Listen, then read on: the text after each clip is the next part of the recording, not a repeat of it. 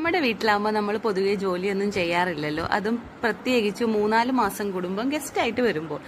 ഇന്ന് അല്ലെങ്കിലും നമുക്ക് ജോലിയൊന്നും ഇല്ല കേട്ടോ. എല്ലാം ഇന്നലത്തെ കറികളും എല്ലാം ഇരിപ്പുണ്ട്. അപ്പം ഒന്നും വെക്കാനില്ല. അങ്ങനെ ഞാനും ഏക്കുട്ടിയും വന്ന് പുറത്തിരിക്കുകയാണ്. ഏക്കുട്ടി എൻ്റെ തന്നെ വേറൊരു ടീഷർട്ടാണ് എടുത്തിട്ടിരിക്കുന്നത്. കാരണം നമ്മളെ ഡ്രസ്സെല്ലാം അരുണിൻ്റെ കാറിൽ പോയപ്പം കൊണ്ടുപോയതുകൊണ്ട് നമുക്ക് ഡ്രസ്സൊന്നുമില്ല. അങ്ങനെ വന്ന് നോക്കിയപ്പം അമ്മ പതിവില്ലാതെ സീരിയലല്ലാതെ വാർത്ത കേൾക്കുന്നു. അപ്പോൾ ചോദിച്ചപ്പം പറഞ്ഞു മറ്റേ അർജുൻ്റെ തെരച്ചിൽ ആരംഭിച്ചിട്ടുണ്ട്. അങ്ങനെ ഞങ്ങളിങ്ങനെ കളിയാക്കുകയാണ്.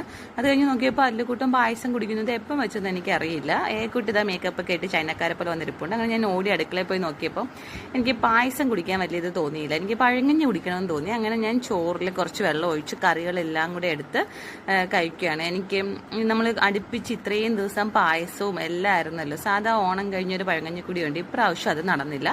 അങ്ങനെ ഞാൻ ആ ഒരു കാര്യം ഒന്ന് പൂർത്തിയാക്കാമെന്ന് വിചാരിച്ച് പഴങ്ങഞ്ഞിയൊക്കെ കുടിക്കുകയാണ്.